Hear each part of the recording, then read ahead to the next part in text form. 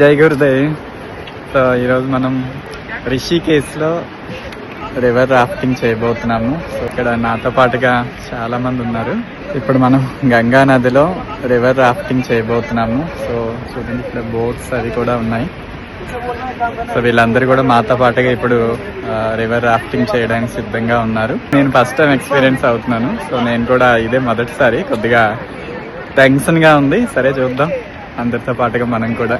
పర్వతాల మధ్య వేగంగా ప్రవహించే గంగా నదిపై రివర్ రాఫ్టింగ్ చాలా చక్కని అనుభూతినిస్తుంది.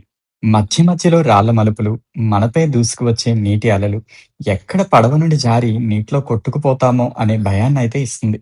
రాఫ్టింగ్ గైడ్ చెప్పిన సూచనలు పాటిస్తూ కరెక్ట్ యాంగిల్లో కూర్చొని పడవ నడపగలిగితే ఎటువంటి ప్రమాదం జరగదు. పైగా మనం లైఫ్ జాకెట్ వేసుకుంటాంగా. నేనైతే 18 కిలోమీటర్స్ 2 అవర్స్ పాటు రివర్ రాఫ్టింగ్ చేశాను. టెన్షన్ పక్కన పెడితే చివరికైతే ఏదో సాధించాననే సంతృప్తి అయితే కలిగింది.